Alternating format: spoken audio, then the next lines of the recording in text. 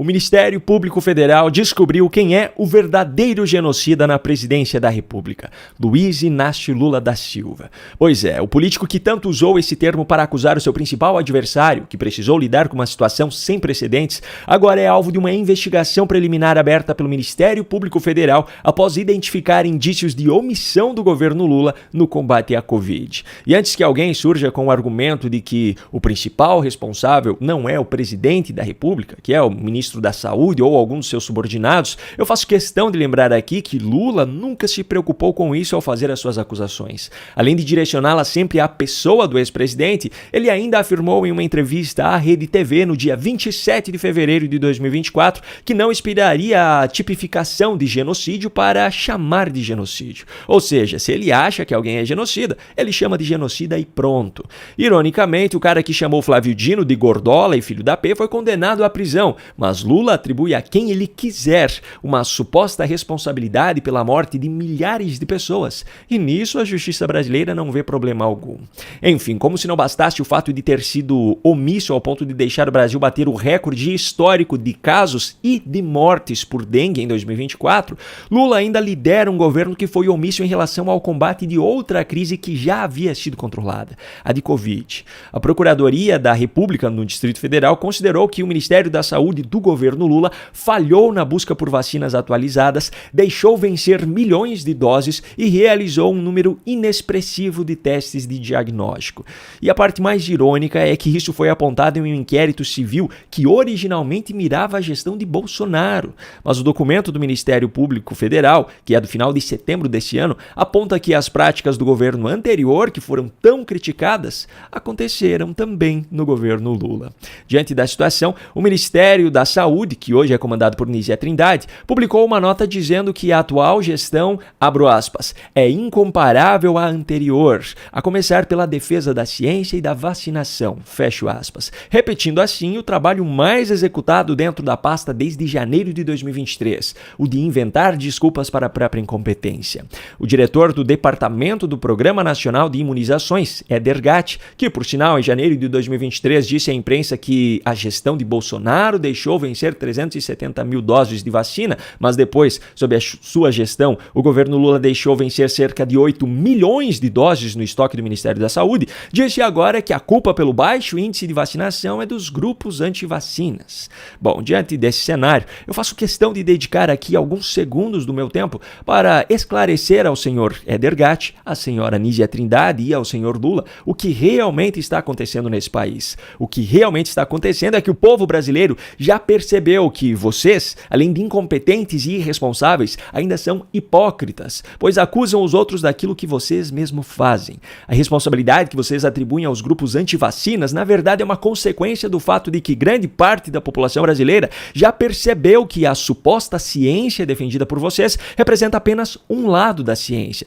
aquele que mais lhes convém. E nós até imaginamos quais sejam os motivos por trás disso. Mas o problema é que essa tal defesa da ciência que vocês dizem representar tem uma incoerência escancarada. Ela ignora o fato de que a existência da própria ciência depende do direito ao contraditório.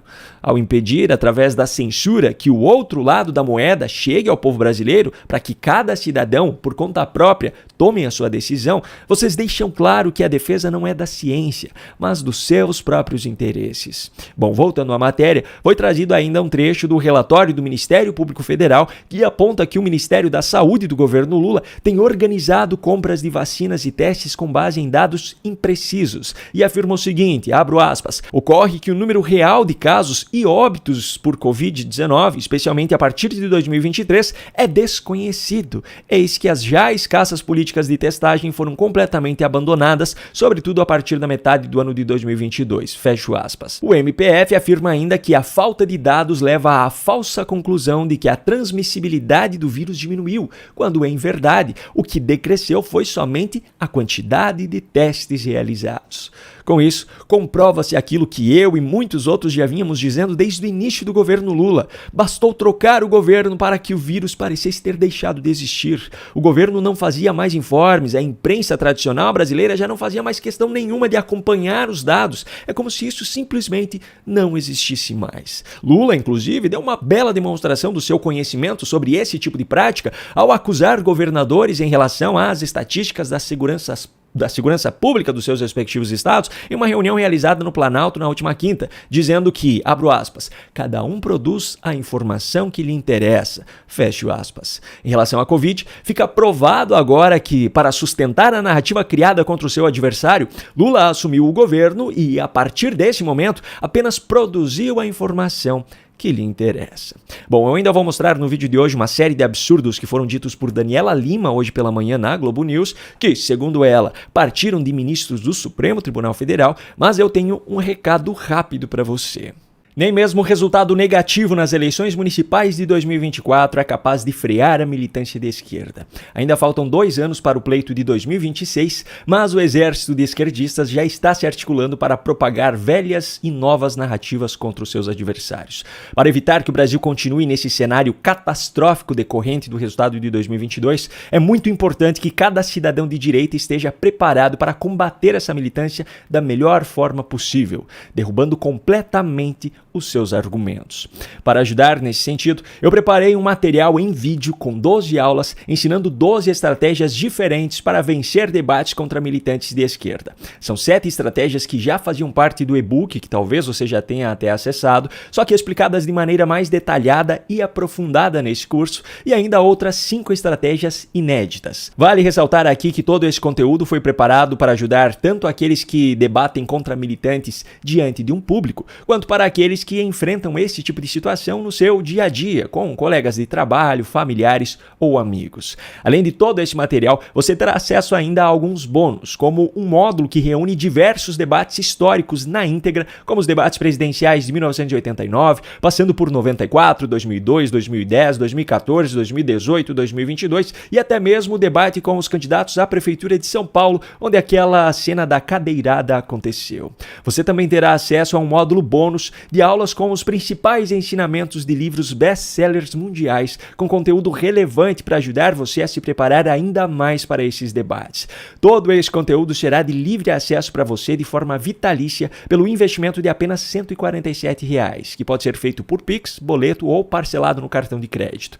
Para isso, basta clicar no link que está aqui na descrição do vídeo ou apontar a câmera do seu celular para o QR Code que está aparecendo no canto da sua tela. Eu espero você lá.